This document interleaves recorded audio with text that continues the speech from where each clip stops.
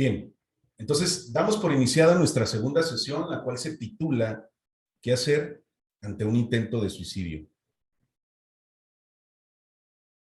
Vamos a dar entonces seguimiento, todo lo correspondiente a nuestra primera sesión, lo aclaramos si gustan al final para no hacer como una interrupción. Hay dos psicometrías, por supuesto, Valeria, que puedo compartirles ahí a través del chat.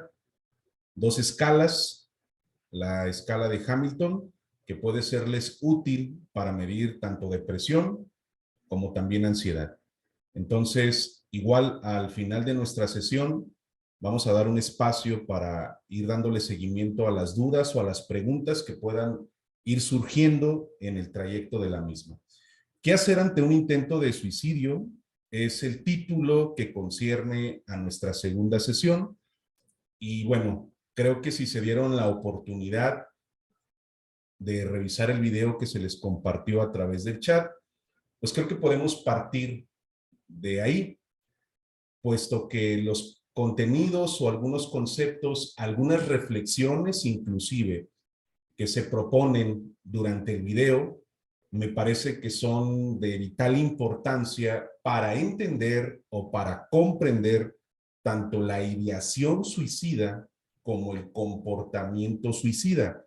Asimismo, vamos a hacer una reflexión, por supuesto, como lo hemos mencionado, sobre el riesgo suicida. Tengo entendido que no todas las personas que están en esta sesión pues tienen una formación en psicología, aunque algunas son profesionales de la salud, algunos médicos, enfermeras, psicólogas, por supuesto, también psicólogos, inclusive trabajadoras sociales, pero al final es un interés el que se muestra para ser parte de esta nuestra segunda sesión. Si tratamos de hacer una definición de suicidio, como lo intentamos en algún momento sobre la depresión, creo que nos van a faltar propuestas o nos van a faltar como algunas aclaraciones específicas para intentar comprender o entender este fenómeno social. Lo que algunos autores inclusive llaman de alguna manera como la epidemia social, puesto que ya es un problema de salud pública, el suicidio, y si recordamos parte de lo que discutíamos en nuestra primera sesión, hablábamos del riesgo que se presenta ante algunas situaciones o condiciones psicopatológicas que puede desencadenar no nada más la ideación suicida, sino también el comportamiento suicida y que éste pueda lograr concretarse o consumarse, ¿sí? Y que, pues bueno, tenga un impacto en la estadística, en la tasa de suicidios consumados.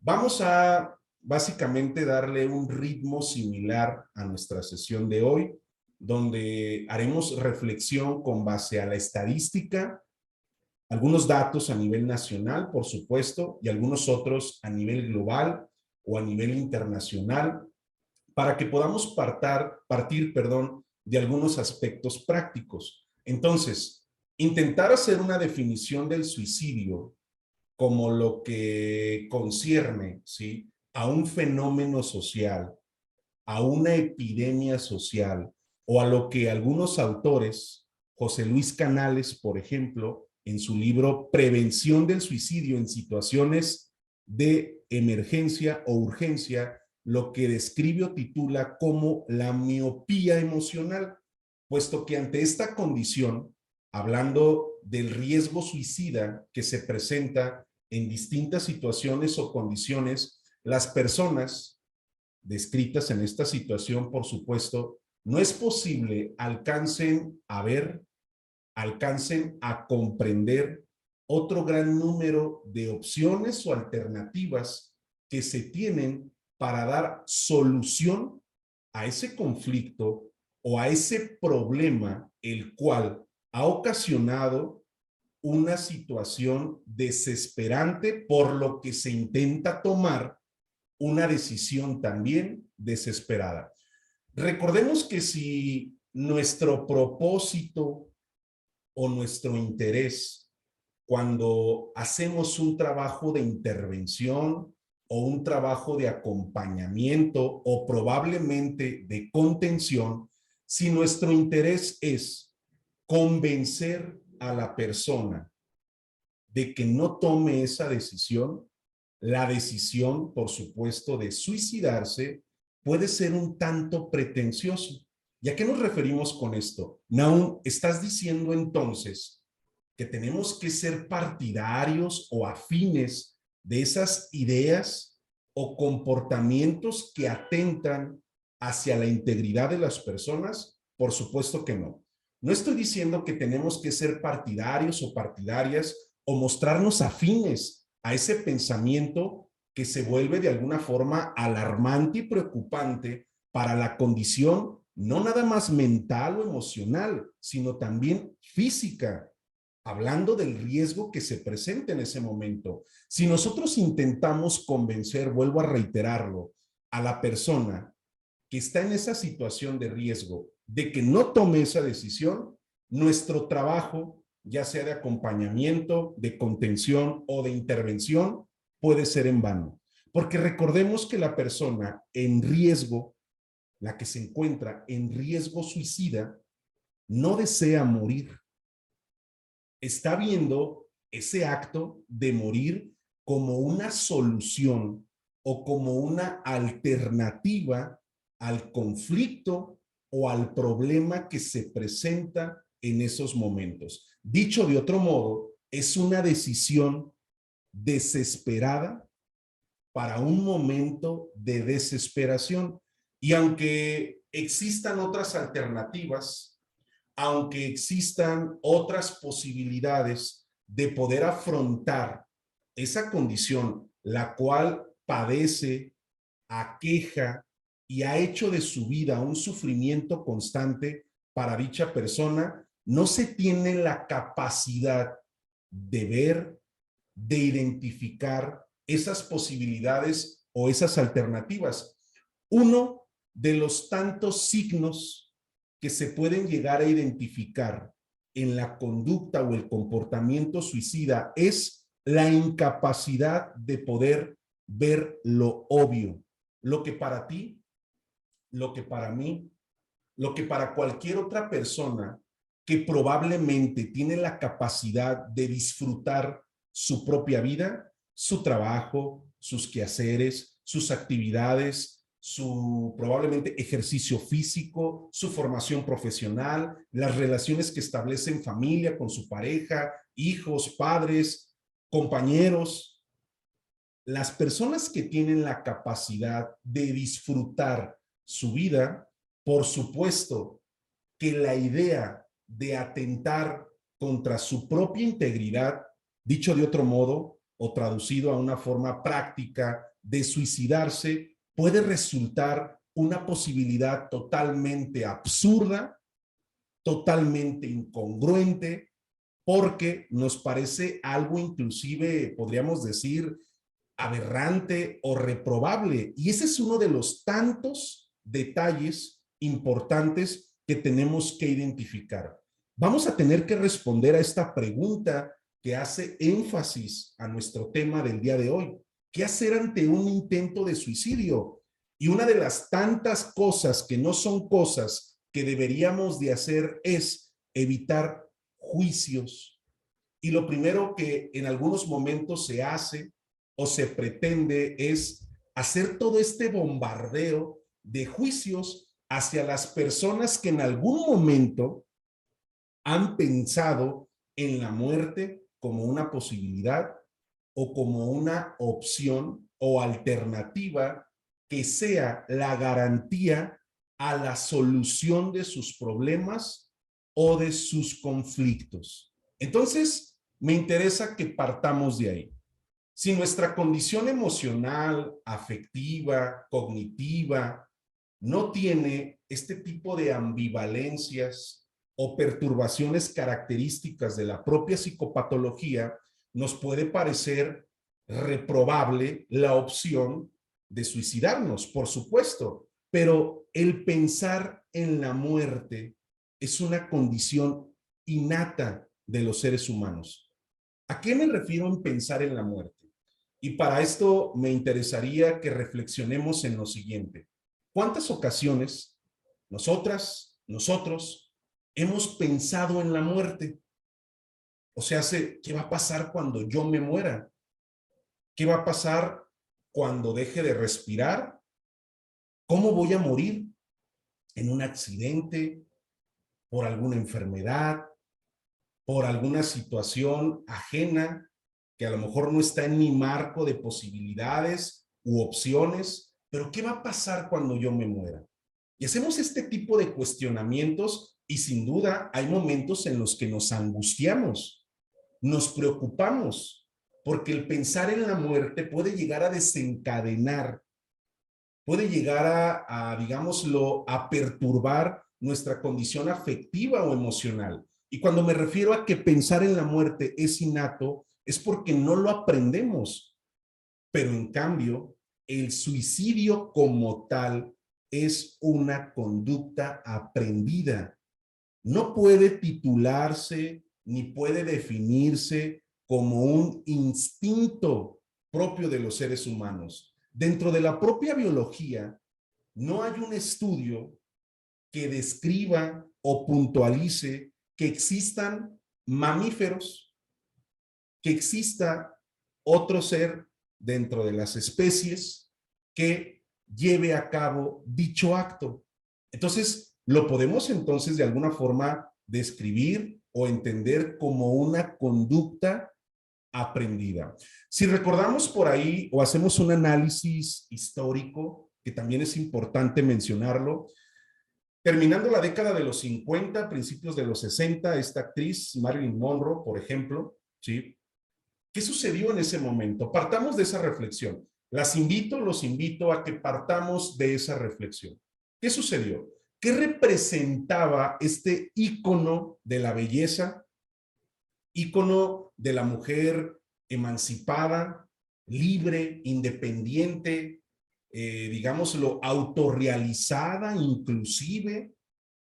¿Qué representaba en esos momentos dicha actriz? Representaba belleza, como lo hemos dicho, autonomía, libertad, por ejemplo, fama, éxito, donde de alguna manera la vida que probablemente pudiéramos decir que llevaba le permitía responder a todas sus necesidades, necesidades intelectuales, económicas, laborales, de ocio, de esparcimiento. Y cuando esta situación se presenta, tiene un impacto, ¿sí?, a nivel social.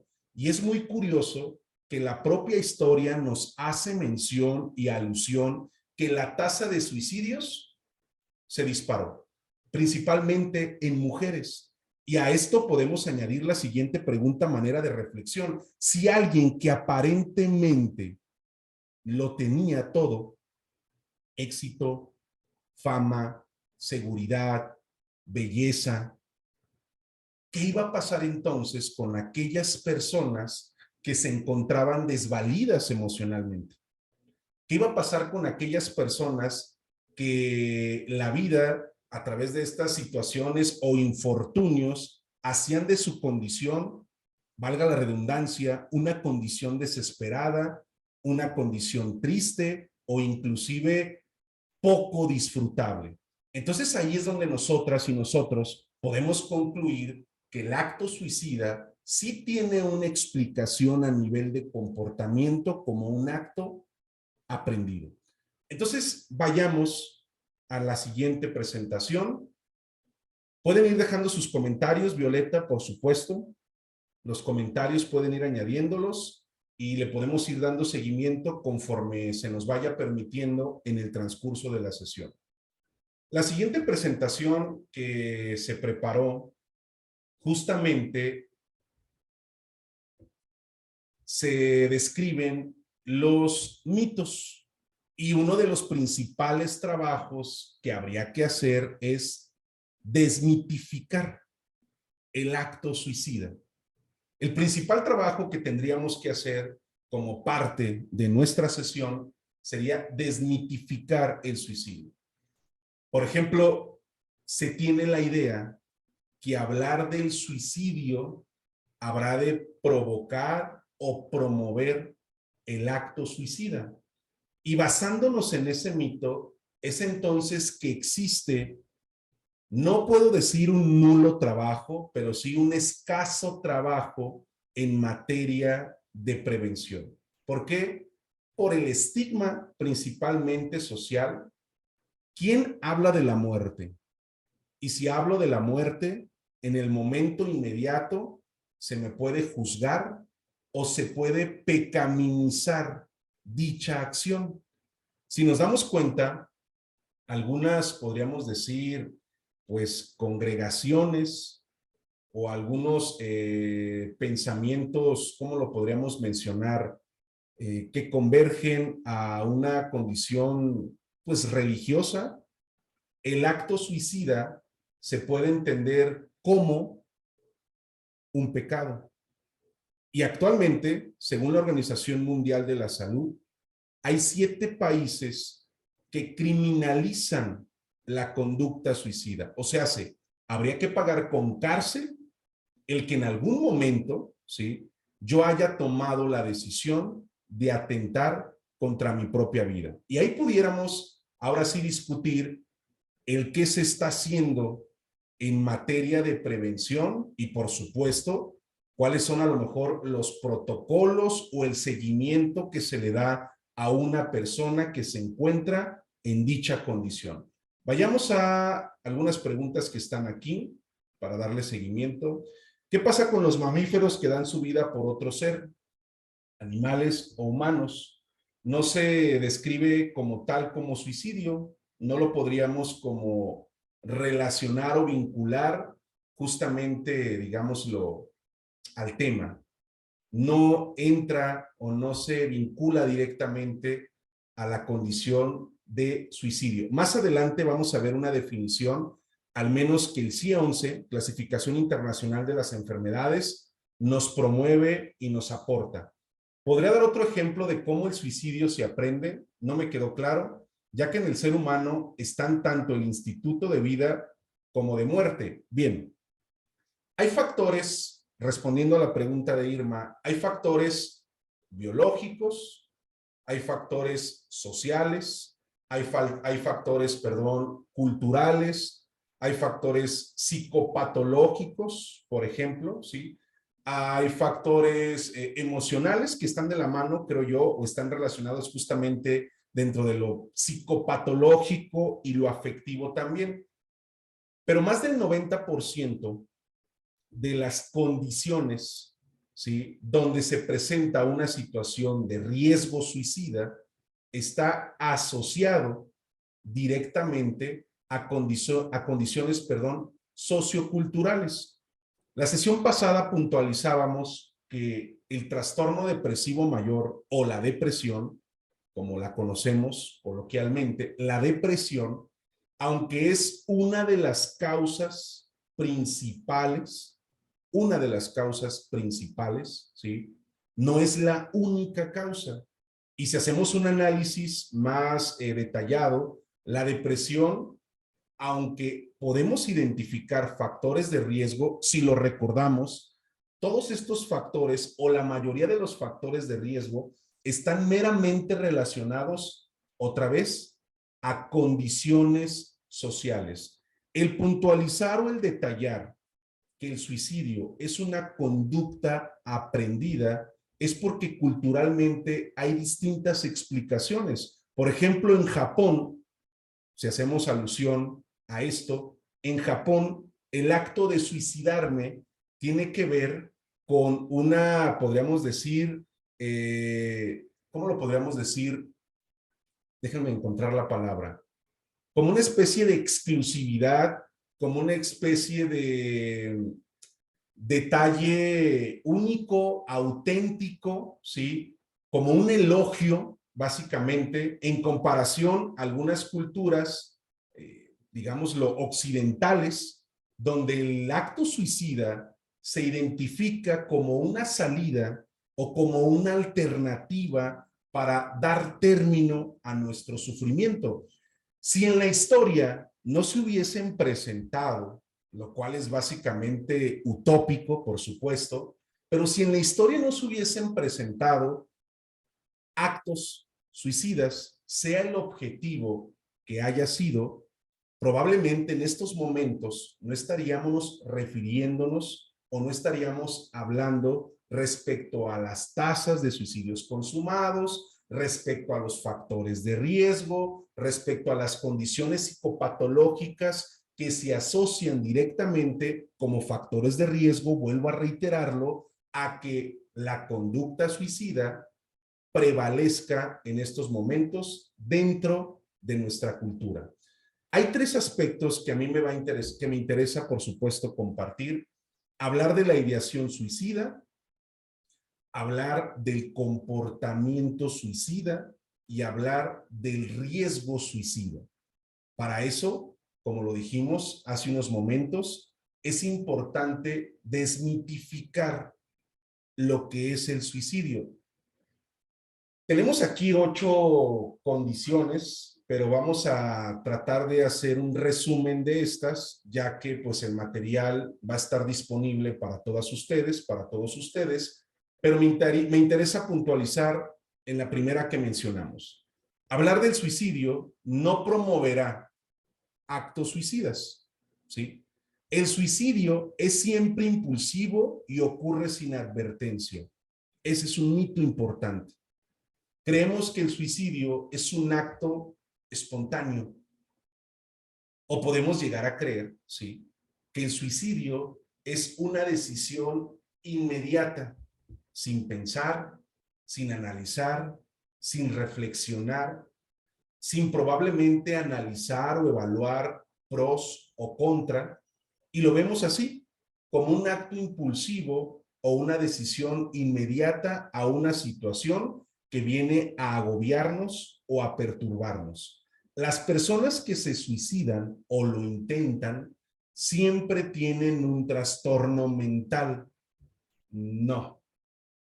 O sea, la condición mental, la condición psicopatológica no tiene una relación directamente, ya sea con la ideación suicida o con el comportamiento suicida. ¿A qué me refiero con esto? Creemos que las personas que atentan contra su vida es porque tienen ya un diagnóstico psiquiátrico. Hay una frase que me encanta de José Luis Canales, de una de las referencias que habremos de compartir al término de nuestra reunión, que dice: para suicidarse no se necesita estar loco, haciendo alusión, por supuesto, a este término de locura o a este término de enajenación, haciendo alusión a la enfermedad mental, por supuesto. Los suicidas de verdad quieren morir o están resueltos a matarse, lo cual está totalmente erróneo. Dentro del marco de posibilidades que una persona busca, la principal es dar por terminado o dar por concluido nuestro propio o el propio sufrimiento. Entonces, la primera labor para poder estar, digámoslo, en conveniencia dentro de nuestra sesión, la primera labor que habríamos de hacer es desmitificar el suicidio. Y para eso dijimos que íbamos a mencionar 3 términos importantes. La ideación suicida. El pensar en la muerte como una posibilidad o como una alternativa regularmente ha sido desencadenada por un evento lo suficientemente estresante, perturbador, y poniendo una analogía para poder darme a entender, si esa semilla cae en terreno fértil, esa semilla que es la ideación suicida cae en terreno fértil, provocada, como lo dijimos, por un evento lo suficientemente estresante, perturbador, traumático inclusive. Si la semilla cae en terreno fértil, entonces habrá de presentarse ya el comportamiento suicida. ¿Cómo podemos hacer una diferenciación entre la ideación suicida y el comportamiento suicida? La persona con ideación suicida, por supuesto, aunque parezca un tanto obvio lo que vamos a plantear, piensa en la muerte. Piensa en la muerte como una opción para poder dar por terminada, ¿sí? O dar por terminado su sufrimiento o la condición que vive. La persona con comportamiento suicida, lo cual puede, digámoslo, ¿cómo lo podríamos titular? Puede como traducirse a un periodo más crítico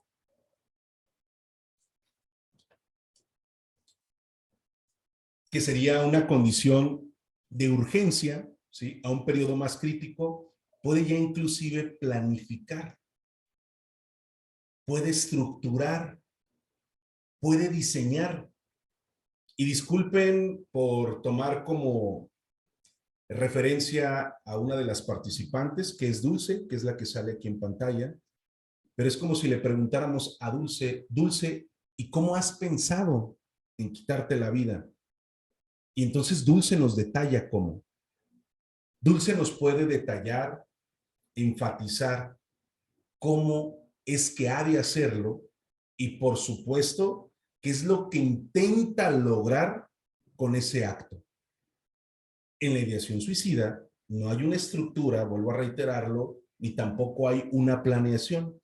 Vamos más adelante a poder hacer una, digámoslo, discusión entre la urgencia y la emergencia, recordando que el suicidio es un evento multifactorial, o sea, hay muchísimos factores involucrados, familiares, sociales, culturales, de trabajo. Dentro de las condiciones de riesgo donde el individuo interactúa, podemos identificar varias: desempleo, pobreza, acoso escolar inclusive, ¿sí? Separación o pérdida, hablar de una ruptura amorosa, inclusive el fallecimiento o la muerte de un familiar o una persona cercana, el diagnóstico de una enfermedad crónica degenerativa a sí mismo, ¿sí?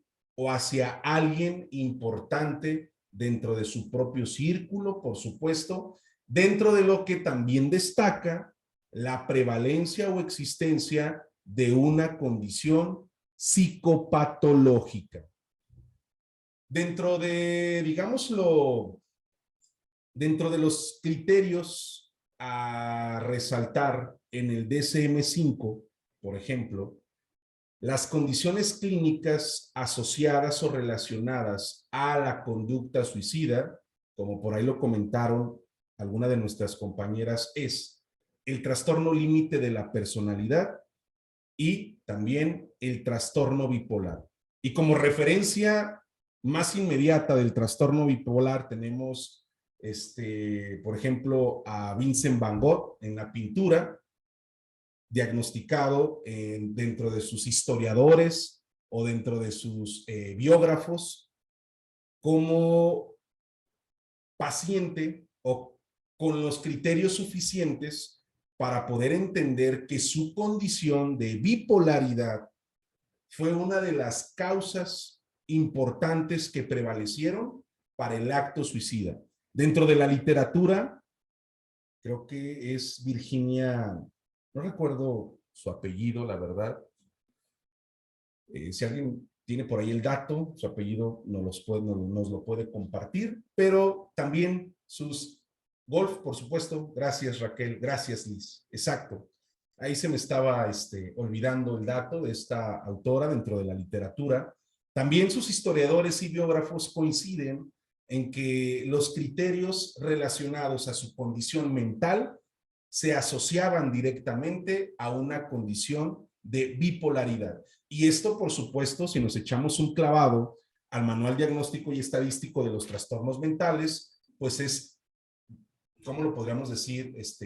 Fácil, por así decirlo, de identificar. ¿Qué es lo que podemos como discutir en este momento? Hay un periodo crítico de 9 meses, que es lo que las referencias que hacen un trabajo sobre prevención y apoyo para casos de emergencia nos comparten. En ese periodo crítico de 9 meses aparecen estas fases que hemos mencionado: la ideación suicida, el comportamiento suicida y una condición ya de riesgo, el riesgo suicida. Pero para esto es importante que discutamos lo siguiente.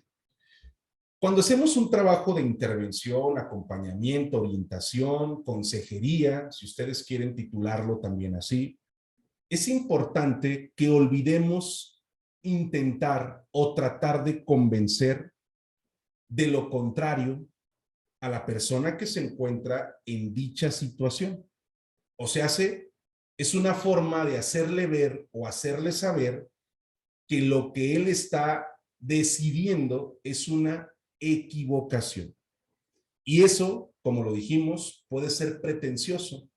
O sea, puede resultar aversivo, hostil, amenazante, y la persona que buscaba, por supuesto, ser escuchada, ser entendida, ser comprendida, alguien que se acercara a preguntarnos qué sentimos, qué creemos, qué pensamos. Al recibir ese juicio, lo primero que habremos de provocar es irnos, alejarnos y no volver a relacionarnos básicamente con esas personas.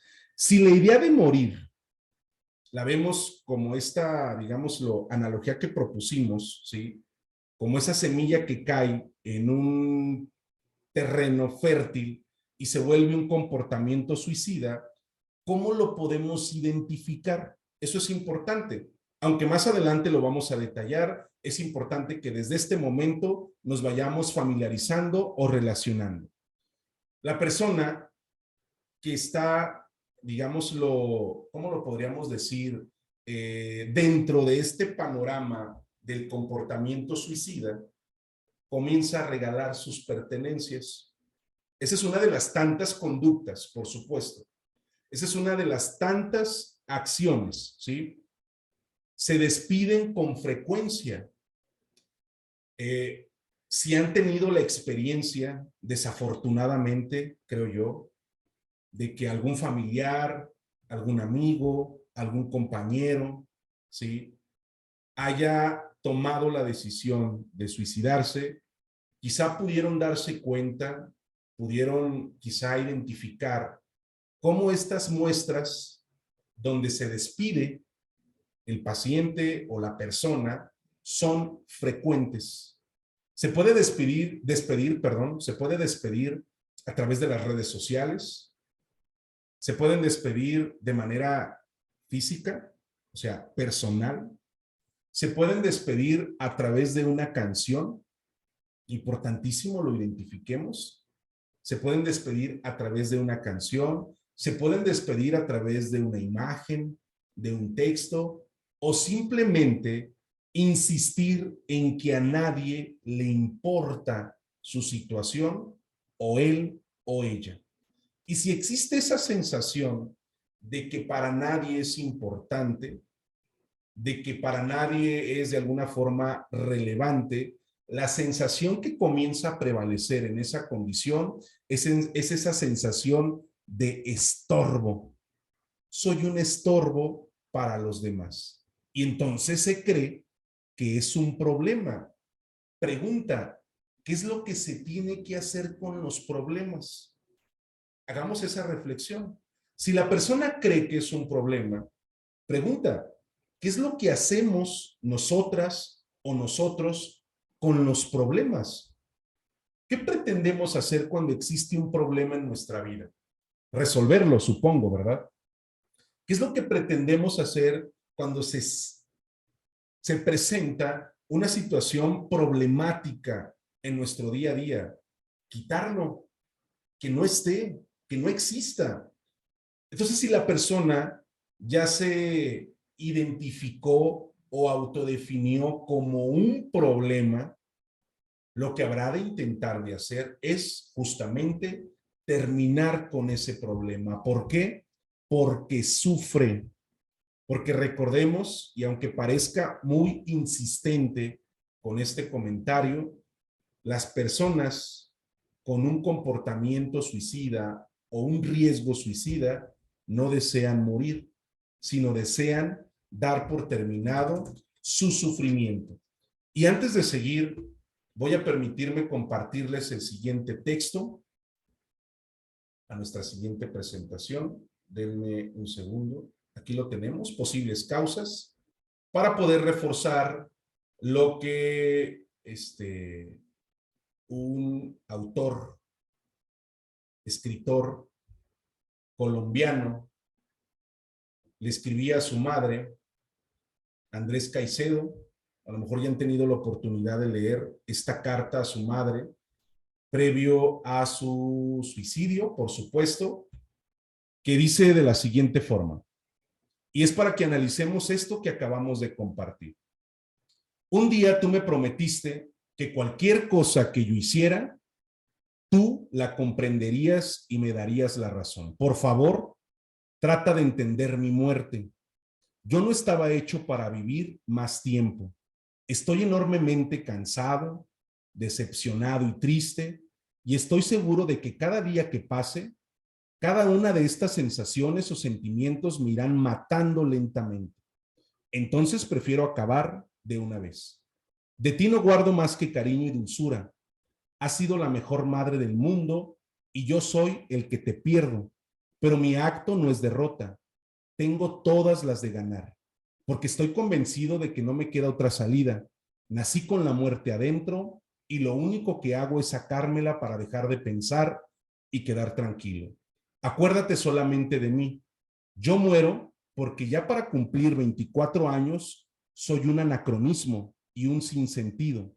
Y porque desde que cumplí 21 vengo sin entender el mundo. Soy incapaz ante las relaciones de dinero y las relaciones de influencias y no puedo resistir el amor. Es algo mucho más fuerte que todas mis fuerzas y me las ha desbaratado. Dejo algo de obra y muero tranquilo. Este acto ya estaba premeditado. Tú premedita tu muerte también. Es la única forma de vencerla. Madrecita querida, de no haber sido por ti, yo ya habría muerto hace ya muchos años. Esta idea la tengo desde mi uso de razón. Ahora mi razón está extraviada y lo que hago es solamente para parar el sufrimiento. Se despide tu Andrés. ¿Qué es lo que observamos en dicha carta? Con lo que acabamos, por supuesto, de comentar, ¿qué es lo que podemos identificar? Tristeza es, digamos, lo posible de identificarla. Si se dan cuenta cómo concluye, ¿sí? Las disculpas, la culpa, y al final, ¿cómo concluye esa carta? Intenta dar por terminada, ¿sí?, esa situación de sufrimiento. Hay un antecedente, si se dan cuenta, ¿verdad? O sea, lo que podemos observar o identificar es un antecedente. Porque quiere decir que, de alguna forma, en diferentes, ¿cómo lo podríamos decir? En diferentes situaciones, dicho autor buscó la forma de atentar contra su vida. Había ya repetidas ocasiones. Y esto entonces rompe con uno de los mitos que observamos en nuestra presentación. Es posible, o sea, es posible hacer un trabajo de prevención y de intervención. El hecho de seguir creyendo que quien va a suicidarse, ¿sí?, o el que va a tomar la decisión de suicidarse, lo va a hacer, o sea, es irrevocable esa decisión que ya tomó. No es posible que haya, ¿cómo lo podríamos titular? como una especie de, pues como de retroceso, si ustedes quieren, como otra alternativa, es importante que hagamos justamente esa labor. Dentro de nuestra propia vida o en nuestra vida, todo el tiempo tomamos decisiones. Hay decisiones que tienen un impacto inmediato. ¿Qué decidieron comer hoy? ¿Qué decidieron desayunar hoy? ¿Cómo decidieron vestirse? Tienen un impacto inmediato, ¿sí? Pero de alguna forma, de alguna manera, esas decisiones que ustedes tomaron en su día a día no determinan su existencia. O sea, el hecho de que hoy se hayan puesto una blusa de X o Y color no determina todos los años posteriores de su vida. El que hayan decidido comer o consumir X alimento no determina todos los años de su vida. Son decisiones que tomamos en la inmediatez. Cómo me visto, qué es lo que como, probablemente cuántas horas puedo dedicar a mi descanso, cuántas horas puedo dedicar a convivir, a dialogar con alguien. Hay otras decisiones que conllevan una mayor planeación, organización y estructura.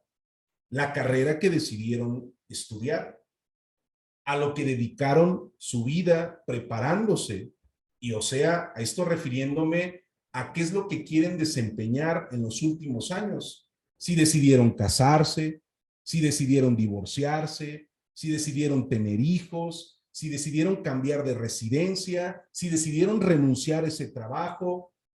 Pero aún así, las decisiones que se hayan tomado tienen un alcance probablemente a corto plazo, a mediano plazo o a largo plazo quizá.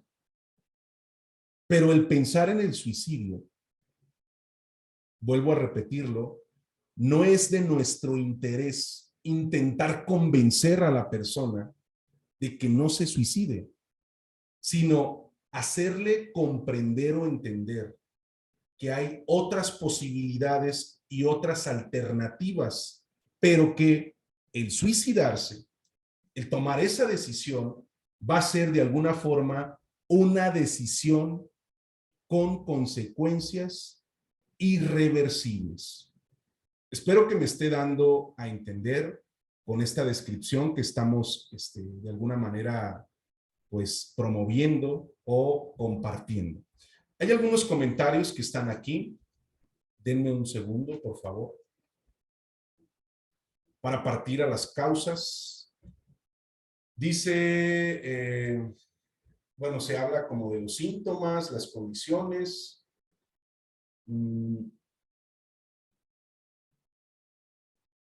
Quiere decir que las personas suicidas, pasaron por una depresión. No todas, Erika, es lo que hemos mencionado. No todas las personas, digámoslo, están en esta condición de depresión.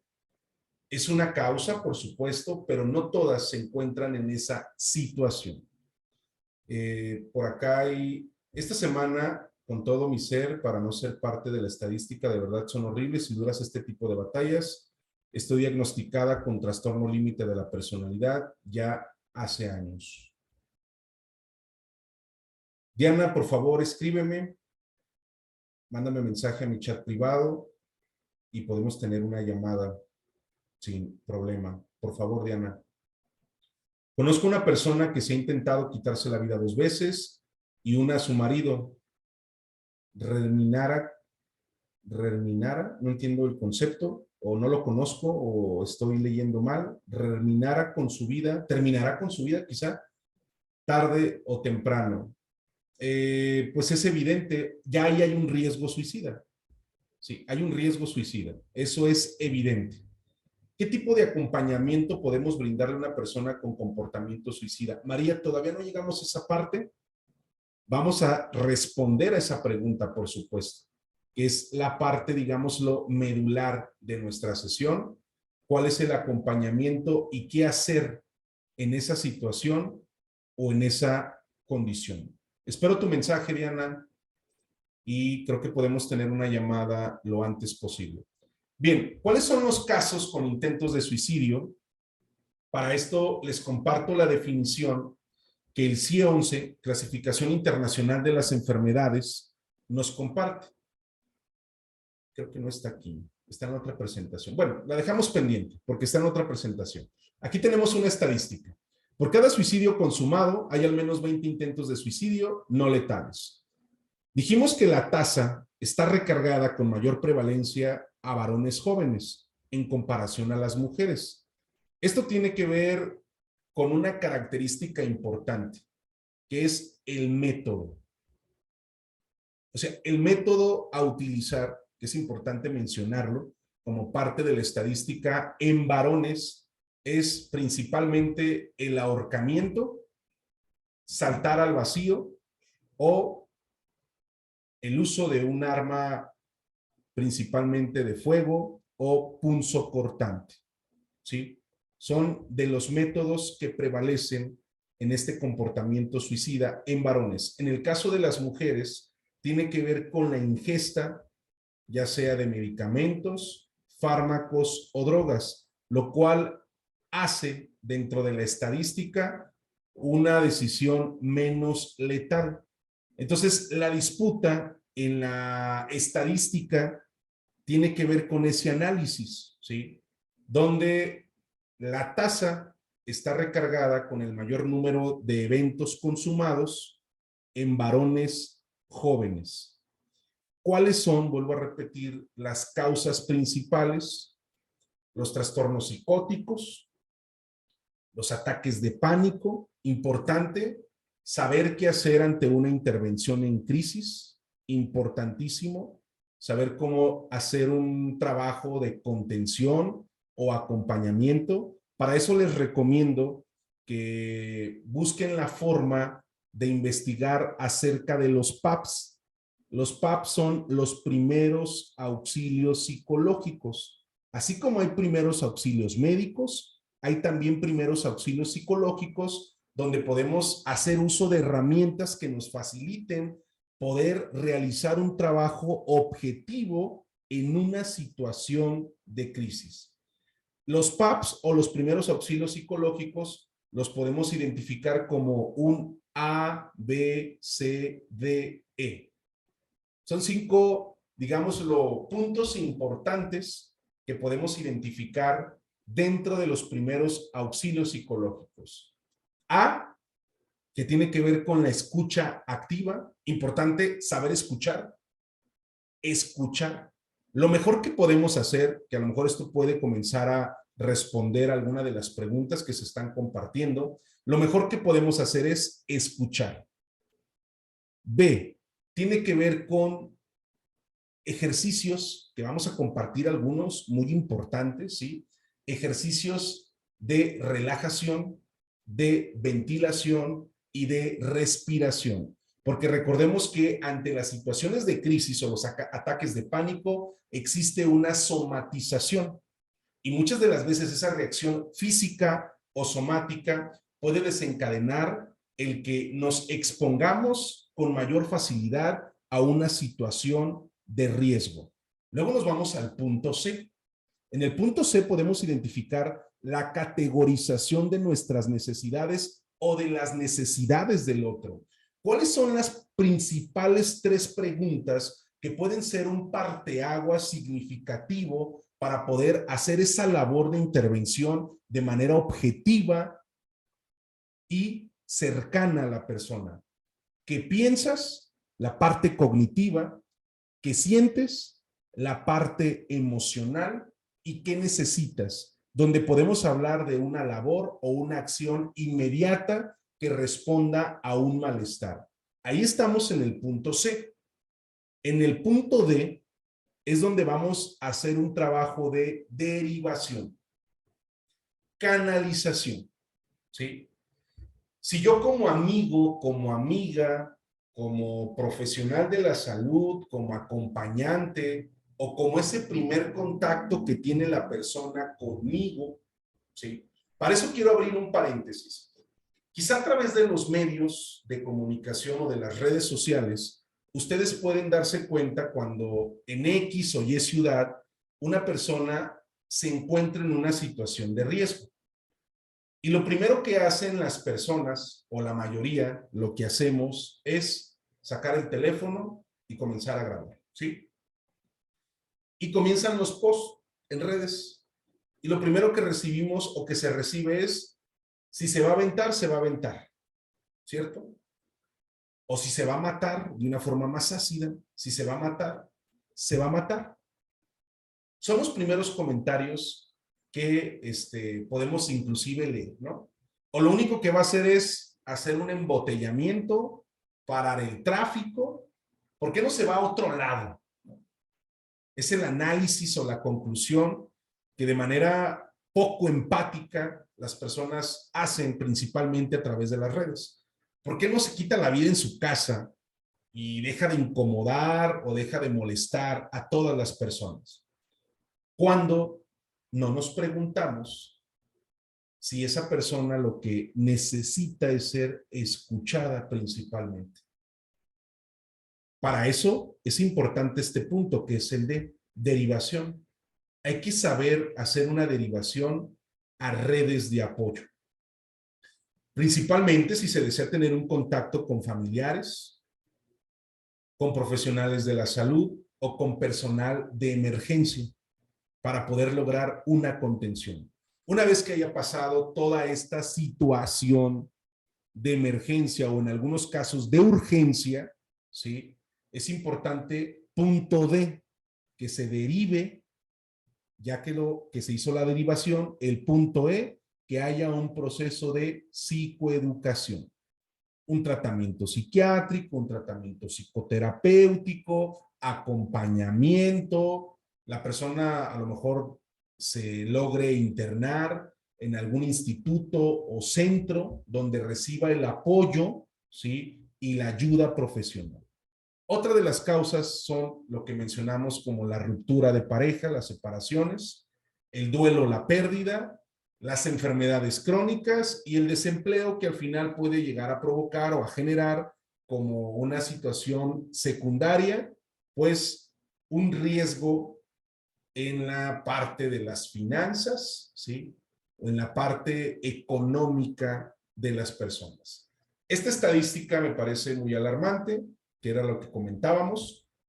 Por cada suicidio consumado, hay al menos 20 intentos de suicidio no letales. Recordando que la población más vulnerable siguen siendo los varones jóvenes en comparación a las mujeres. Ahora sí, los datos alarmantes que tenemos aquí son de alguna forma hablar del riesgo suicida, que es la principal urgencia psiquiátrica. Vamos a detallar la diferencia entre urgencia y emergencia.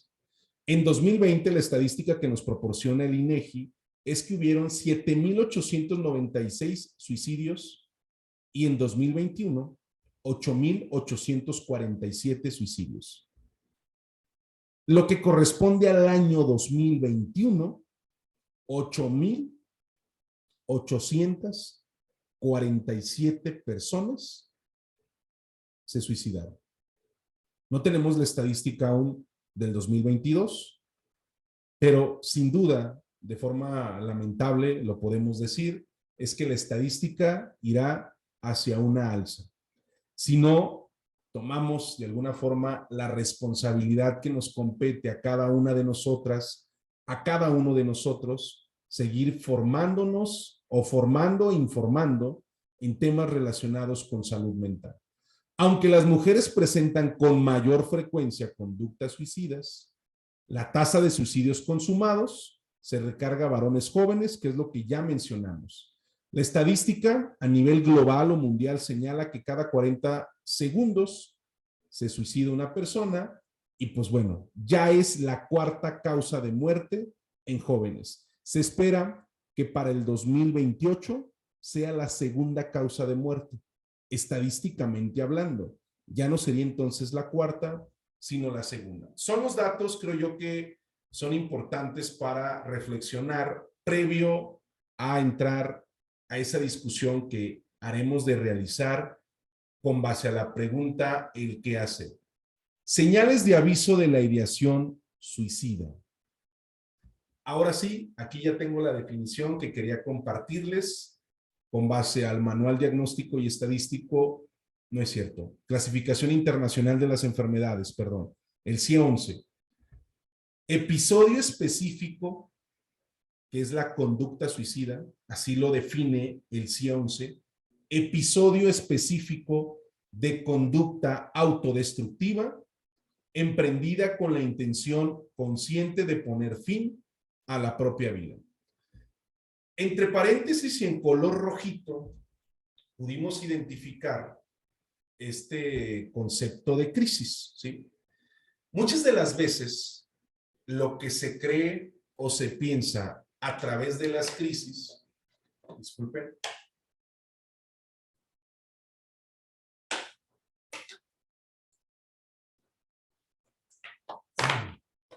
es que habremos de observar a una persona que se jala los cabellos, que grita, que llora, que decide autoflagelarse o autolesionarse, que corre sin sentido, que va cruzando las avenidas o las calles poniéndose en riesgo.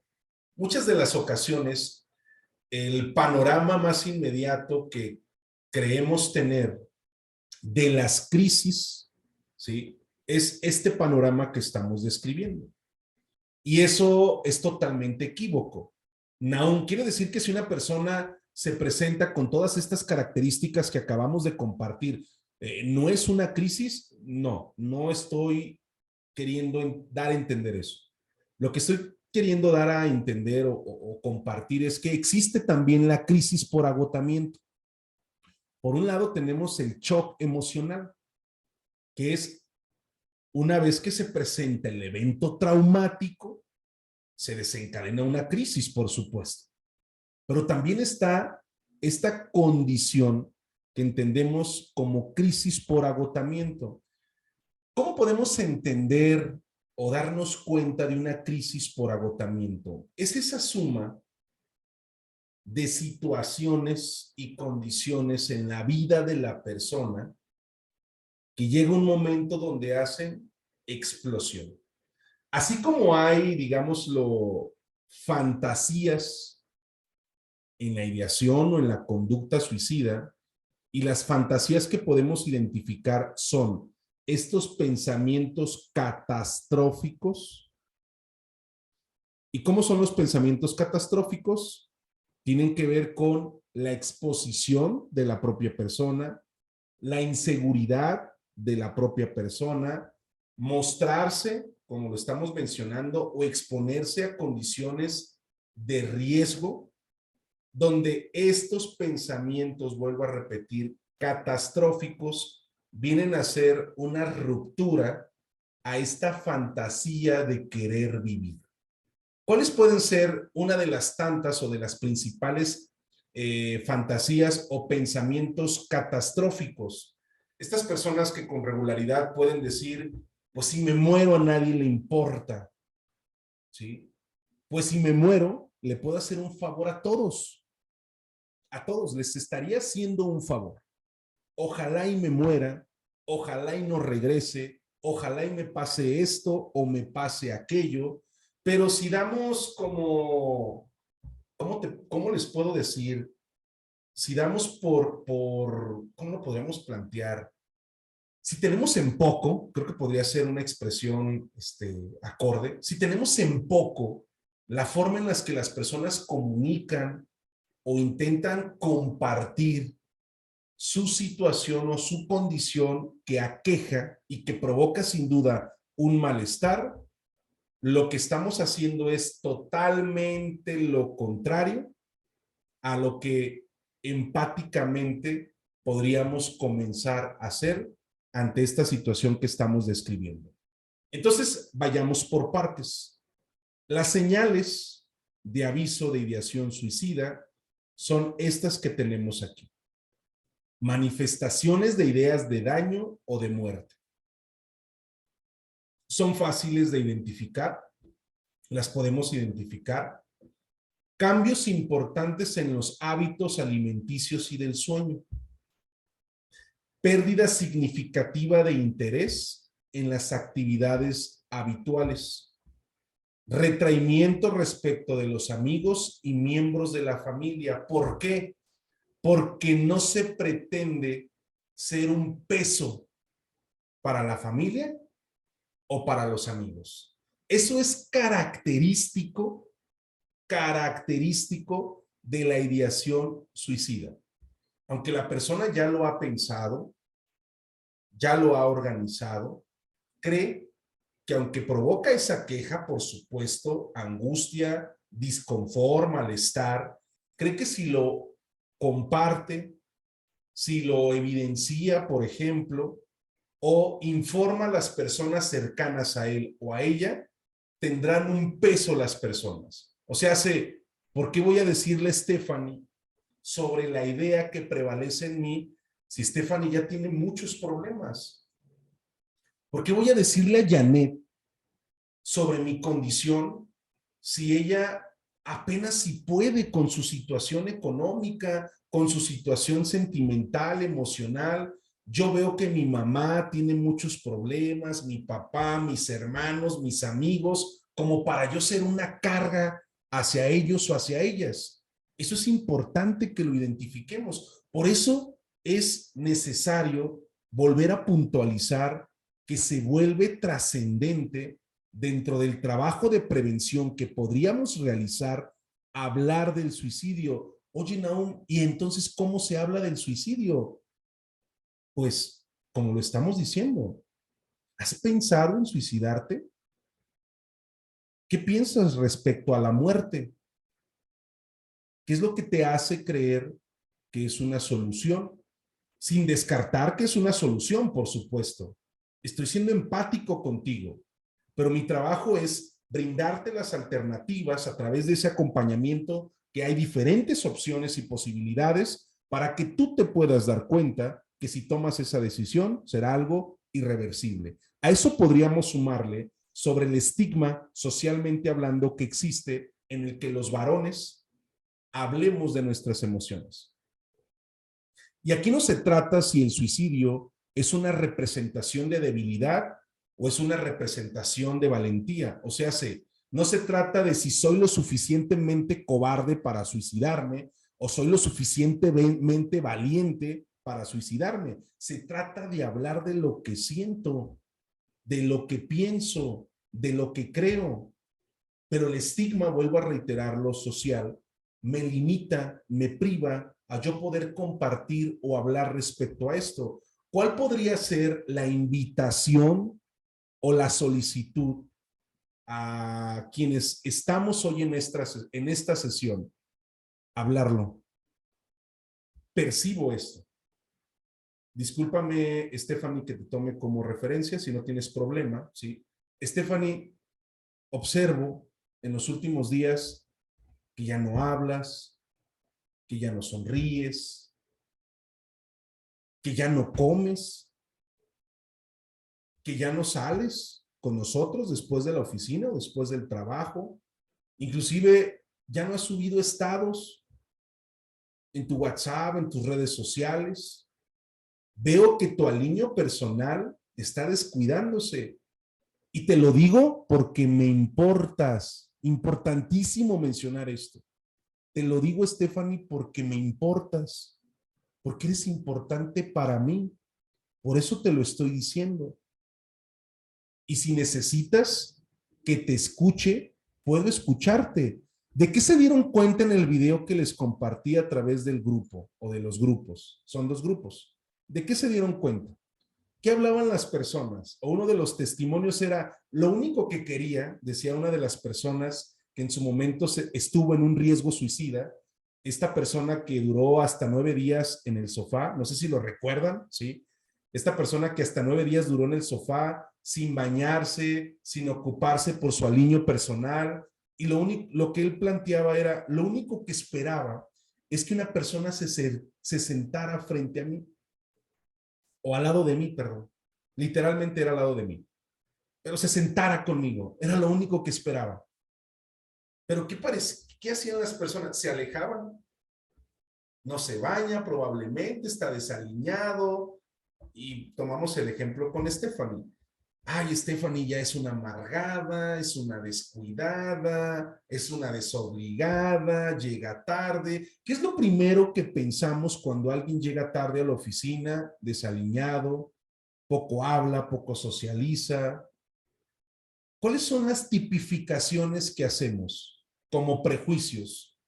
Stephanie, y discúlpenme las expresiones. Bueno, ya no voy a tomar Stephanie porque Nahum, ¿sí?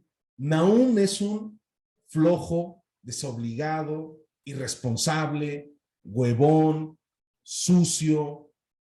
¿Cómo puede ser posible que no tenga Nahum ni siquiera para cortarse el cabello? ¿Cómo puede ser posible que no tenga ni siquiera para asearse la boca?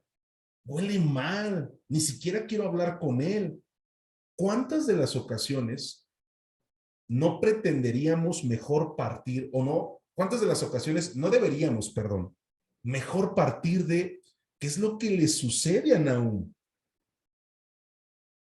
¿Qué está pasando con su aliño personal, con sus espacios, con su llegada, con su salida, con su alimentación, con su comportamiento? Sí estoy dándome a entender.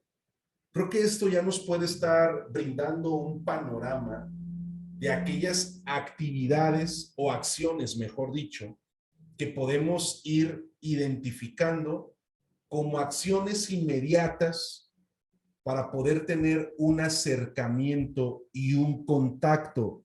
Un acercamiento y un contacto no es lo mismo a ser invasivos o invasivas, o no es lo mismo a que nos volvamos hostiles, que nos volvamos acosadores o acosadoras de la persona. Un acercamiento y tener un contacto con alguien es hacerle saber a esa persona que estamos para escucharle, que estamos para, digámoslo, responder a una de estas preguntas. ¿Qué necesita? ¿Qué piensa? ¿Qué es lo que cree, por ejemplo? Y eso se va a volver vital, eso se va a volver importante, porque muchas de las ocasiones no hay una red de apoyo inmediata para esas personas. Y nosotras o nosotros, yo no estoy diciendo que carguen con la responsabilidad, mucho ojo aquí, porque uno de los tantos trabajos por hacer es que en su momento esa persona adopte un rol activo, o sea, pueda llegar a hacerse responsable de su condición. Pero qué mejor que yo con las alternativas y las herramientas pueda hacer una derivación o una canalización oportuna y objetiva.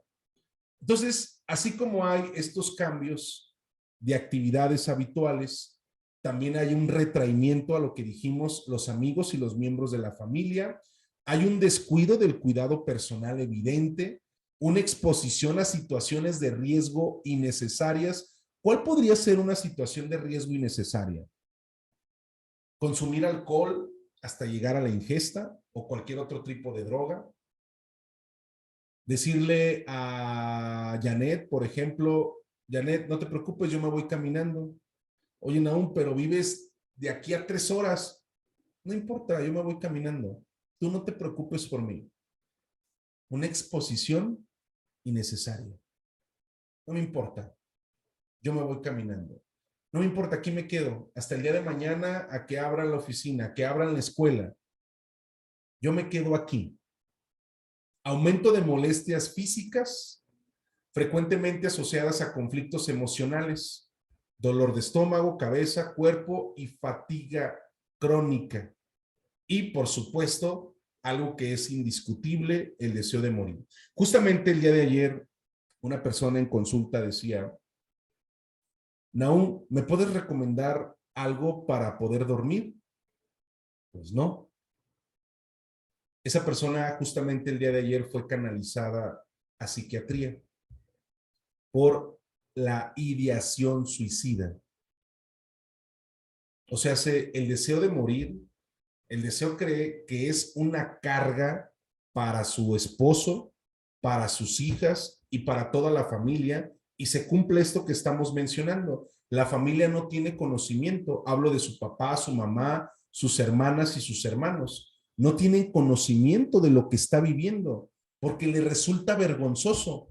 Número uno, le resulta vergonzoso el detonante. El detonante es que su esposo mantiene una relación, digámoslo, extramarital, si podríamos titularlo así, mantiene una relación con otra persona, ella logra darse cuenta de esa situación y se desencadena toda esta situación adversa. Nahum, ¿quiere decir entonces que si una pareja es infiel, la otra persona siempre busca? No, no, no, no, no, no. Pausa. Hablamos, lo expusimos a través de esa analogía, ¿cierto? ¿Cuál es la analogía? Esa semilla, si cae en un terreno fértil, habrá de traducirse o comprenderse como un comportamiento suicida. Hay múltiples factores, crianza, desarrollo. Si me permito compartirles un poco para que entendamos, o yo me dé a entender, mejor dicho, para yo darme a entender el panorama. Esta persona viene de la ciudad de Puebla a radicar aquí a Guadalajara.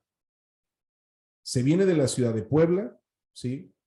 Evidentemente deja ya trabajo, deja familia, deja amigos, deja actividades y el espacio donde viene pues a vivir. Pues básicamente es un pequeño departamento muy reducido donde vive ella, vive su esposo, sus dos hijas y su cuñada. O sea, estamos hablando de cerca de 5 personas viviendo en un espacio muy reducido. Ahí es donde nos damos cuenta que hay múltiples factores, muchos factores que están involucrados en esto que puede entenderse como la ideación y en algunos casos el comportamiento suicida. Hay un evento lo suficientemente estresante o traumático que como semilla fértil, ya lo dijimos, o como semilla cae a ese terreno fértil y trae como resultado esta situación alarmante. Espero que me esté dando a entender. Vamos a dar unos, a ver, creo que por aquí hay unos comentarios. Algo hice, a ver, aquí está. Denme un segundo. Bien, en las redes sociales hay muchos comentarios donde discriminan, o el estigma, por supuesto. En la diapositiva anterior decía algo sobre que sí, ya lo intentó anteriormente o presentado ideación, no quiere decir que posteriormente a su tratamiento ya no está en riesgo. Quiere decir que esto no podría ser... Ah, es un mito, Tania. Lo que decía en la diapositiva anterior es un mito, o sea, no es cierto. El trabajo era desmitificar justamente. No es cierto, es un mito. No se tiene que entender como una afirmación. Es importante eso. Lo que vimos en la diapositiva anterior eran mitos, aspectos, consideraciones que no tienen nada de cierto, nada de veracidad, ¿sí? ¿Existe algún tipo de previo entre que presentan las manifestaciones y ejecutan la planeación? El riesgo suicida, Ivonne. Lo que existe entre ambas sería ya el riesgo suicida. Ya lo puedo hablar, lo puedo compartir, cómo se habrá de ejecutar y lo que espero. El señor sobreviviente se sintió bien al saber que su hermana estaba. ¿Qué sucede con los cambios emocionales que son lo contrario? Es decir, la persona que muestra conductas evidentes de depresión y de repente se muestra feliz y tranquilo porque ha decidido morir y está tranquilo con esa decisión. Es una emoción, ha decidido morir. No hay, digámoslo, emociones buenas o emociones malas. El que yo esté tranquilo o esté intranquilo, recordemos que lo que puede llegar a provocarme tranquilidad, ¿sí? No es en sí la muerte como tal.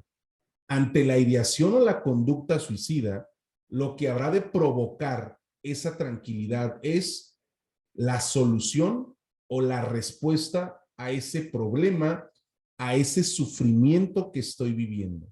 Recordemos que no es una opción el morir. La opción que se busca es terminar con ese sufrimiento.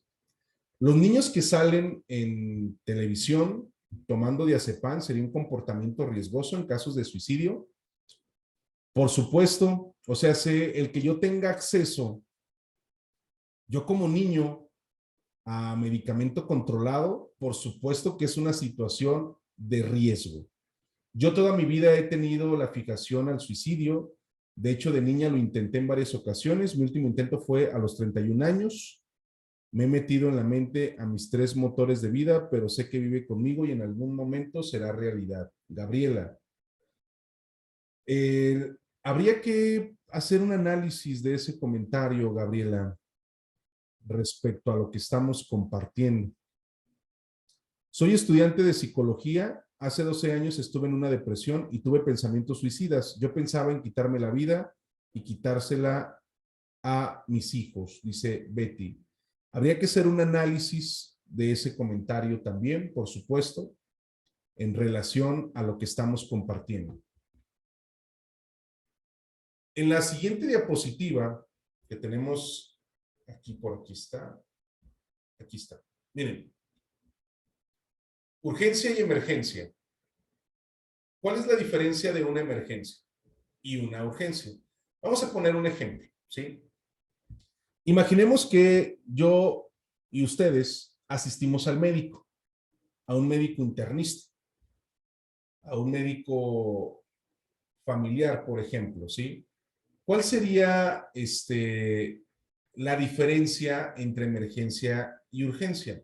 Número 1, si yo asisto por una molestia, podríamos decir en el pecho, una molestia en el estómago, no me permite estar de pie, hay mucho dolor, mucha incomodidad, y otra persona asiste, a lo mejor con una fractura expuesta, y esa fractura expuesta está provocando, ¿sí?, una hemorragia interna, probablemente, o está provocando una hemorragia, ¿sí? ¿Cuál es la diferencia entre una y otra? ¿Quién estaría en una situación de urgencia? ¿La persona que asiste con esa fractura y una hemorragia, o yo que estoy con ese dolor intenso que no me permite estar de pie? Yo necesito una intervención médica. La persona que tiene esa fractura necesita una intervención médica. Pero ¿quién de los dos se encuentra en una situación de urgencia? Espero que me esté dando a entender con, digámoslo, el ejemplo que estamos proponiendo. Vayamos al tema de la condición en salud mental. Algunas personas que asisten a psicoterapia, por ejemplo, o buscan la asesoría o el acompañamiento por alguna situación de violencia, por alguna situación de dependencia emocional, codependencia, por algún conflicto que se vive en la familia, ¿no? Nosotros o nosotras podemos puntualizar. Tu situación es una situación de emergencia. O sea, si se sigue con estos comportamientos, si sigues frecuentando o familiarizándote con estos espacios, si sigues tolerando, soportando, normalizando estas actitudes o esta situación, ¿sí?, habrá de detonarse otro tipo de condiciones. Entonces, es importante, puntualizamos o se puntualiza, te atiendas, ¿sí?, de una forma que urgente, ya. Porque esta situación de emergencia en la que vives puede traducirse a una situación de urgencia. O sea, estoy en una situación de emergencia. ¿Por qué? No lo sé, vamos a un tema como muy práctico, muy inmediato, ¿no? Me enteré que mi pareja me es infiel y no sé qué hacer, no sé qué decisión tomar, no sé cuál sea la forma de afrontar esa situación. Vi algunos mensajes, vi algunas fotografías, resulta que X persona volvió a buscarme, volvió a frecuentarme, estoy en una situación de emergencia y necesito atenderla. Una situación de urgencia, hablando del comportamiento suicida o de la ideación suicida, por ejemplo, es donde sí o sí hay un peligro, donde no nada más puede llegar a exponer a la propia persona, sino pueden verse expuestas las personas que están a su alrededor. En cambio, una situación de emergencia, se puede hacer un trabajo, digámoslo, de valoración, de evaluación, detenidamente. Podemos a lo mejor trabajar con la historia clínica y un trabajo de urgencia, no. Por ejemplo, el caso que les compartía el día de ayer es una situación de urgencia. Se fue canalizada ya a psiquiatría, ¿sí? No porque ir al psiquiatra sea de manera siempre urgente, o sea, una urgencia psiquiátrica o una urgencia psicológica cada vez que se hace una visita al médico psiquiatra, perdón. No, pero su situación en específica ya ponía en riesgo su propia persona y la de las otras personas. Por ejemplo, sus hijas dejaron de ir al colegio, una de ellas que va a la primaria y la otra que iba al preescolar, dejaron de ir. Ya no tenía ni el ánimo, ni la iniciativa, ni probablemente los recursos físicos para poder responder a las necesidades inmediatas de su propio sistema. O sea, por un lado, su alimentación y su autocuidado, y por otro lado, el cuidado y las necesidades que estaban involucradas en relación con sus hijas. Entonces, ya no nada más era su condición personal o su condición física, sino también era la condición de sus hijas. Ahí es donde se traduce a una urgencia. Es importante una atención inmediata. Cuando nosotros hacemos un trabajo de intervención en crisis o se llegue a hacer un trabajo de intervención en crisis, es porque verdaderamente el estado emocional y la vida del paciente, del usuario o esa persona que se encuentra en una condición o calidad adversa, su vida puede correr riesgo. Por eso se vuelve una urgencia psicológica y en otros casos una urgencia psiquiátrica, donde en este paso que compartíamos, que es la derivación, es importante tener un contacto con redes de apoyo, ya sea familiares o un personal capacitado para que se logre hacer una contención. Para esto tengo un ejemplo muy claro. Por ahí del 2012, creo, fue un video que circuló muchísimo. Si estoy equivocándome en la fecha, por favor, me lo hacen saber, pero creo que era el 2012. En Colombia, una mujer de aproximadamente 35 años decide arrojarse al vacío con su hijo de entre 9 y 10 años. No sé si alguien tuvo la oportunidad de verlo. La verdad es que no me permití exponerlo aquí porque puede ser causa de mucha susceptibilidad para muchas personas. Entonces no me permití proyectarlo por este medio. Sin embargo, es importante señalar lo siguiente. Si vieron ese video o si desean verlo con estos fines educativos, la persona se arroja al vacío con su hijo de entre 9 y 10 años, más o menos. Número uno, no había una red de apoyo. La nota especifica que no había una red de apoyo. Familiares, amigos, vecinos, solamente comentaron que vieron esa situación, se dieron cuenta de a lo mejor de su aislamiento, quizá, ¿sí? Era lo que se comentaba. Pero cuando el personal capacitado llega a ese espacio, lo que intenta hacer, creo yo que es como una especie de rescatista. Está en otro país, no se alcanza a identificar por el uniforme si es un policía, si es un bombero, si es alguien de protección civil. Entonces es personal capacitado. Lo que busca hacer ya no es dialogar, ya no es preguntarle qué piensas, qué sientes, qué necesitas. Hay alguien que está intentando tener ese contacto a través del diálogo con esa persona. Se intenta buscar empatizar con esa persona. Y lo que la persona o las personas le solicitan es que le entreguen al menor, intentando negociar esa parte. Entonces, hay alguien que se escabulle por entre el muro de contención. Hay que entender que está en un puente esta persona a punto de arrojarse en un puente, y por el muro de contención se escabulle, y lo que intenta esa persona es tomarla. Ya no dialogar, ni hablar, ni proponer, ni negociar. O sea, se toma la decisión porque es una urgencia ya.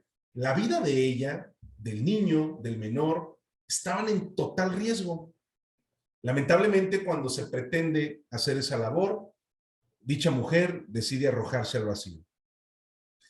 Importante. Ahí la víctima primaria ya no está. Pero imaginen la labor ahora de contención que se tenía que hacer a los rescatistas, al personal de salud, a lo mejor a los policías, y puede titulársele así, digo, están en otro país, la verdad es que no sé cómo se les nombre, pero imagínense la labor de contención que se tendría que hacer en esos momentos. La víctima primaria ya no está, ya no se puede hacer una labor de contención. Ahora hay víctimas secundarias, víctimas terciarias, de primer grado, de segundo grado, de tercer grado, de cuarto grado. ¿Quiénes son las víctimas de segundo grado? Quienes fueron espectadoras o quienes fueron espectadores, ¿sí? Y entonces ahí es donde nos damos cuenta de esa parte. ¿Cuál es la labor entonces que se tiene que hacer en esos momentos? Identificar entre la emergencia y la urgencia. ¿Cuál es la labor que tendríamos entonces que hacer o que llevar a cabo? En este apartado que vamos a discutir está por acá. Aquí nos vamos a pausar otro momentito, ¿sí? Es importante responder a dos preguntas.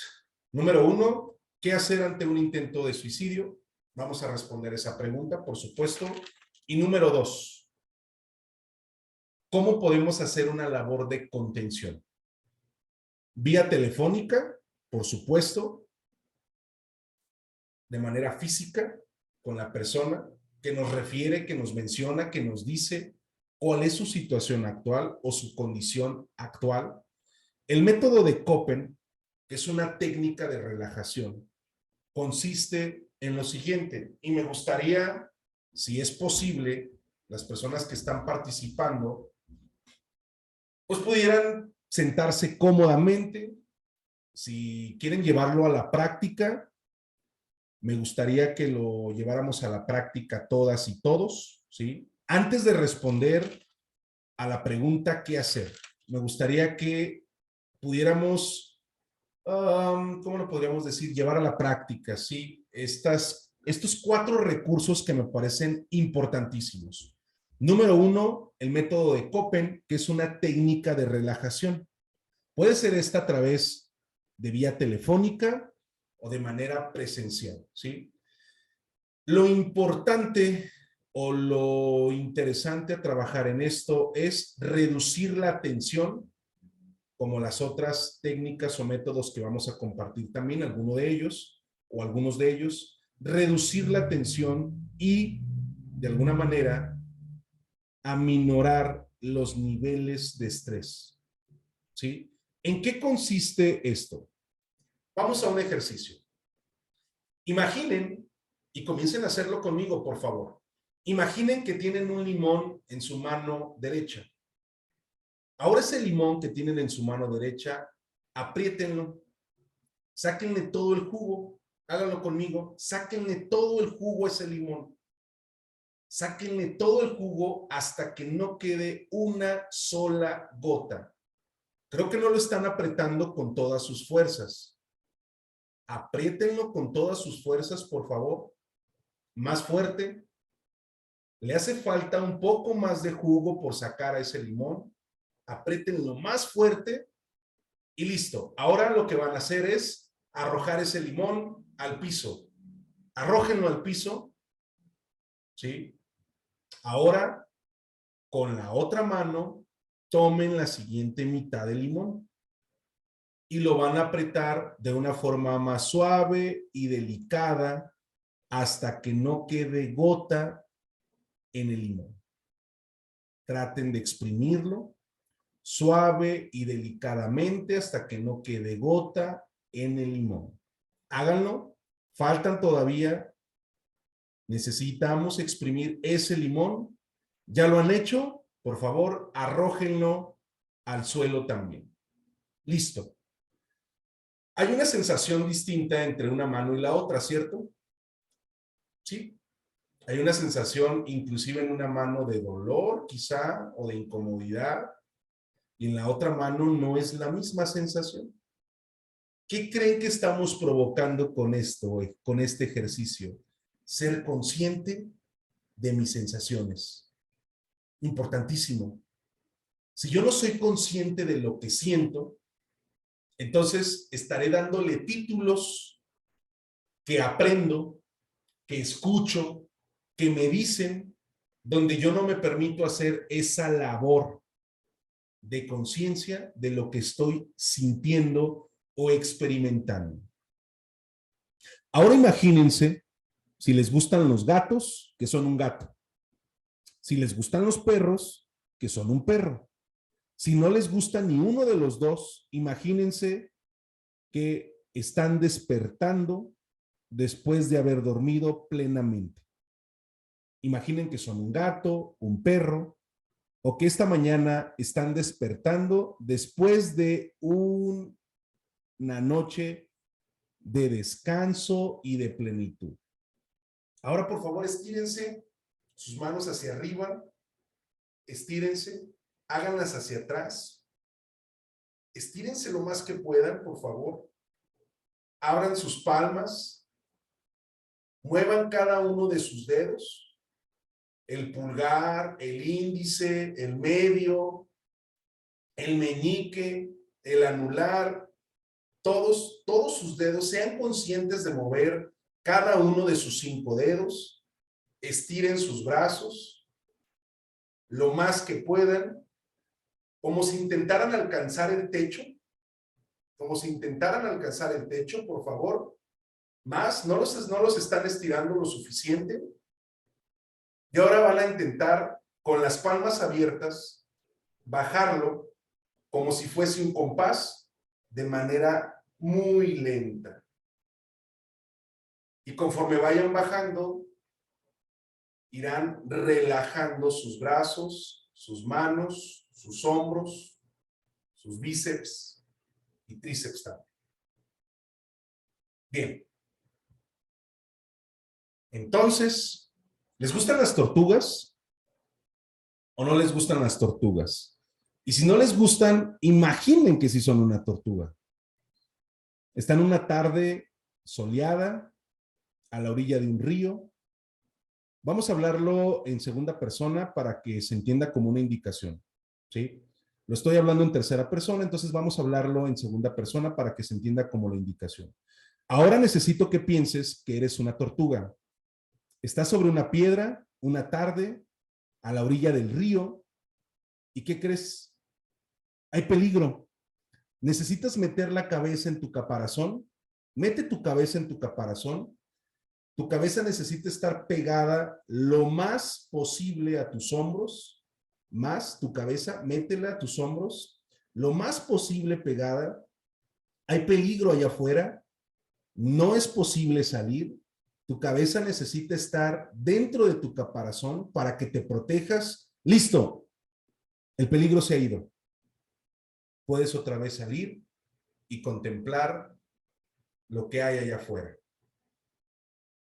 Ahora imaginemos que estamos en esa misma tarde, recostada, estás en esa tarde, recostada, recostado, sobre un campo, un pastizal, donde hay muchas flores, muchas plantas y huele a hierro. Estás acostada, pero necesitas poner tu estómago lo más duro posible, porque por ahí se acerca una manada que va a pasar encima de ti. Se va acercando, se va acercando. Pon tu estómago lo más duro posible, por si te pisan, no te hagan daño.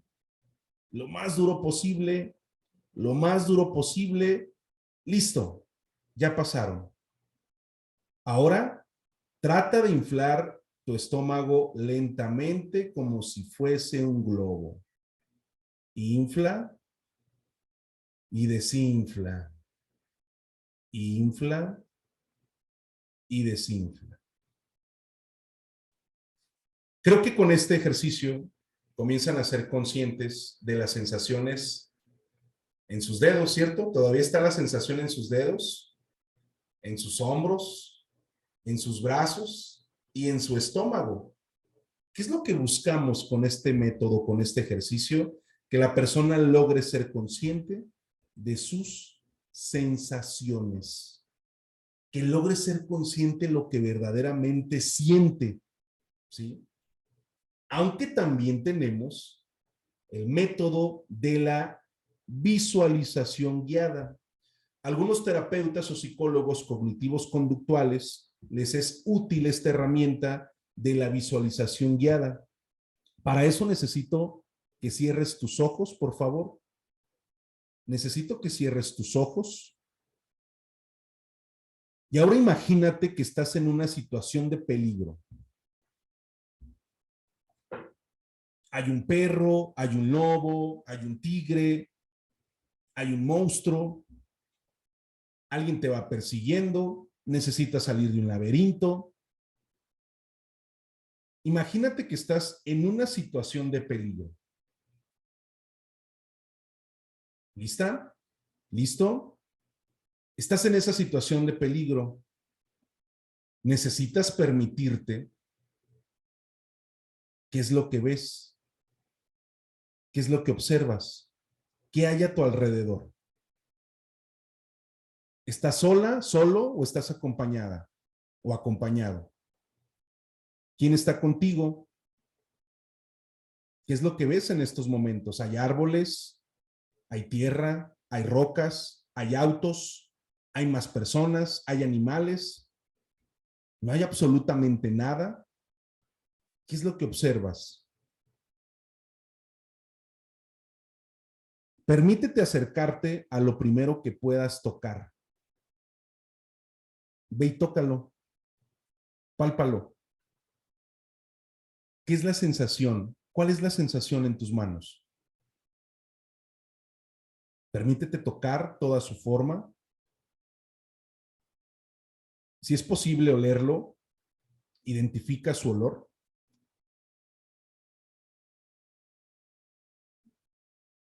Ahora sí, deja eso que estaba ahí. Déjalo ahí nuevamente. Y necesitas salir de esa situación donde estás en peligro. Busca una alternativa inmediata. ¿Qué necesitas hacer? Comienza a moverte, a desplazarte. Evalúa algunas posibilidades que tengas.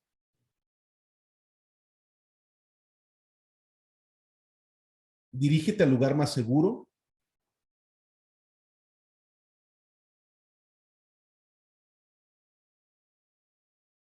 Y una vez que puedas y logres estar en ese lugar donde estés segura o seguro, puedes abrir tus ojos. Bien, esta opción o esta técnica de la visualización guiada podemos darle un tiempo más extenso o inclusive yo puedo promover cuál es el contexto de la situación. cuál es la situación de peligro en la que nos encontramos. ¿Cuál es el objetivo de esta técnica de la visualización guiada? Número 1, disminuye el estrés. Número 2, relajación. Número 3, concentración. Y número 4, importantísimo, hay un sentido de control. ¿Qué es lo primero que se hizo con esta técnica? Identificamos posibilidades, identificamos alternativas. En esa situación de peligro en la que nos encontrábamos, nos fue posible, evaluar y darnos cuenta de cuáles eran o era la mejor decisión a tomar. Por último, es el afrontamiento. ¿Qué es el afrontamiento? Creo que este concepto lo hemos escuchado con regularidad, afrontar la situación. Y entonces, una vez que la persona nos comparte o nos manifiesta cuál es la situación en la que se encuentra en esos momentos, podemos partir de las siguientes preguntas. ¿En algún otro momento te has encontrado en esta situación? Si fuera yo quien estuviera en tu situación, si fuera yo quien estuviera en tu situación, ¿qué me dirías? ¿Qué me recomendarías? ¿Crees tú que exista otra alternativa para solucionar el problema o el conflicto? Imagina que lo que vives en este momento, ¿sí?, es un desafío para ti. ¿Cuál sería el primer paso a dar si el interés o el objetivo sería la resolución del conflicto o del problema? A través de estas preguntas, donde iremos afrontando la situación, ¿sí? Si se dan cuenta, podemos promover esa participación activa a la situación o condición que la persona vive en esos momentos. Si fuera yo quien estuviera en tu situación, ¿qué me recomendarías? Si en otro momento hayas vivido esto, ¿qué decisión tomarías? Es muy distinto, ¿verdad? Y al final, esto le permite a la persona involucrarse de manera activa y responsable a su propia situación. Por otro lado, sí, vamos a compartir por ahí, se las comparto a través del chat. Les puedo compartir ahí algunos ejercicios o referencias que al final pueden venir a complementar todo lo que estamos exponiendo.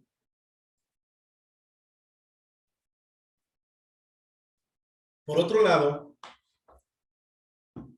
si hacemos uso de todos estos recursos, podemos contestar a esta pregunta que hemos venido insistiendo tener que responder. ¿Qué hacer entonces? Lo que puedo hacer, discúlpenme, creo que, ¿me escuchan?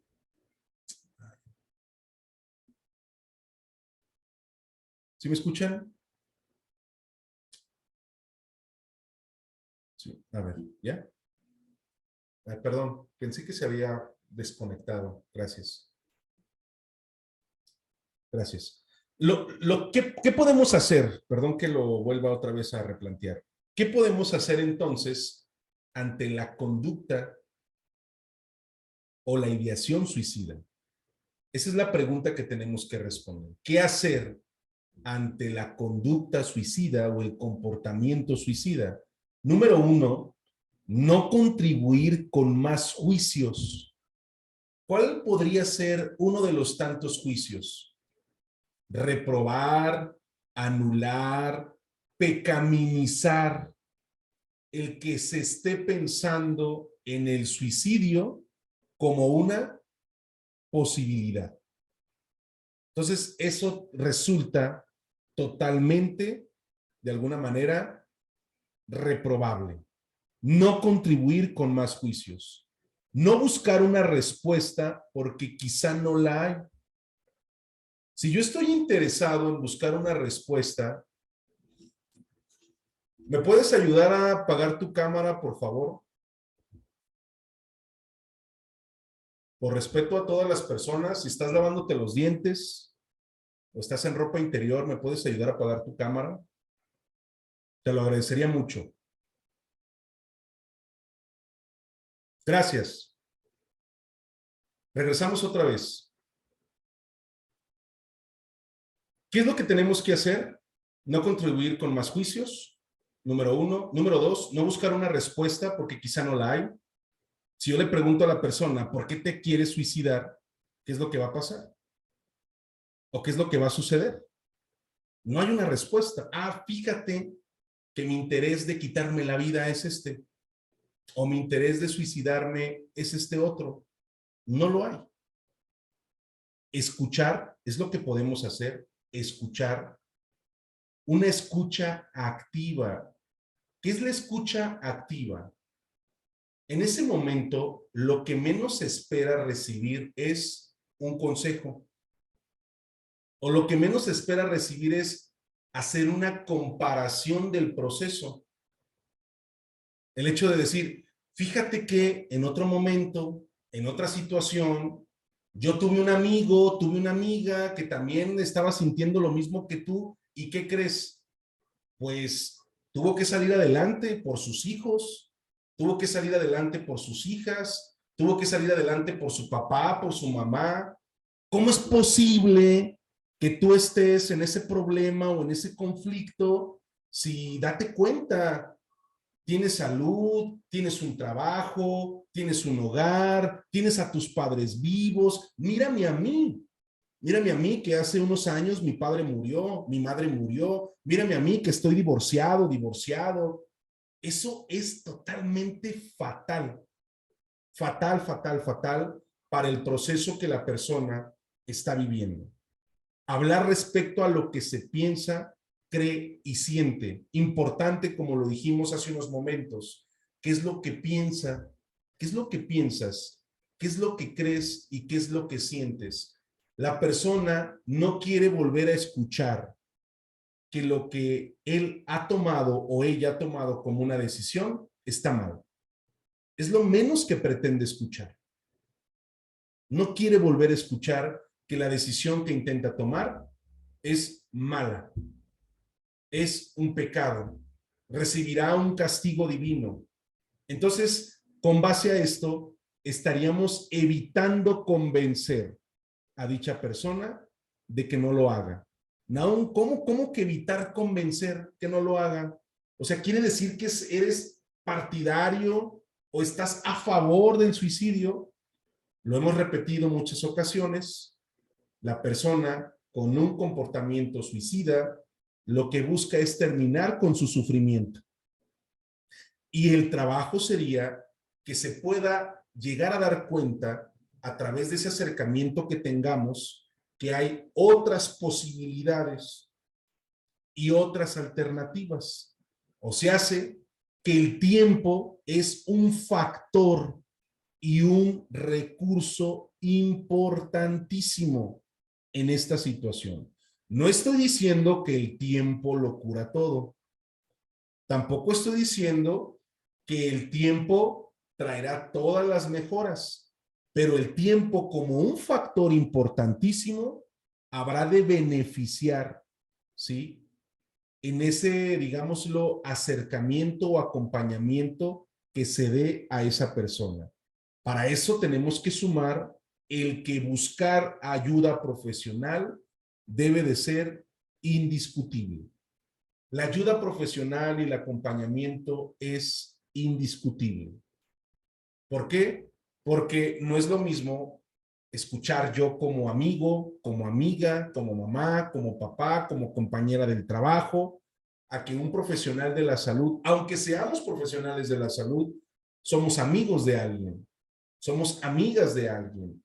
Quizá algunas de ustedes o algunos de ustedes son hermanos, son madres, son padres, son parejas, son esposas, son esposos. Y entonces es importante que se busque ayuda profesional hablando de esa red de apoyo que ya se ha también identificado. Familia, amigos, personas cercanas del trabajo, por ejemplo. O sea, dejar de estigmatizar a la persona que puede llegar a vivir en esa condición. Es importante que nos mostremos como una red de apoyo, acercamiento y empatía, no acoso ni tampoco hostigamiento. Voy a compartirles a través del chat algunos teléfonos de emergencia donde es importantísimo, creo yo, que si no podemos hacer una labor de contención en algún momento crítico, es importante tener como, digámoslo, recurso inmediato, es importante tener como recurso inmediato esos teléfonos de emergencia para que personal capacitado pueda hacer esa labor en un momento determinado, probablemente conmigo o con cualquier otra persona. O sea, todas y todos hay que entenderlo, estamos expuestos y expuestas. Como lo decíamos al inicio, pensar en el suicidio puede ser absurdo, pero ahorita resulta absurdo quizá para alguien que tiene la capacidad de disfrutar la vida que lleva. Para quien en estos momentos les es difícil disfrutar la vida que lleva, el suicidio puede representar una alternativa o una posibilidad que responda a esa situación que se vive en estos momentos. Vamos a la parte de los comentarios o las dudas. No sé si quieren escribir sus comentarios, sus dudas. ¿Sí? Para eso quiero hacer un paréntesis. La verdad es que voy a... Denme un segundo, por favor. Denme un segundo.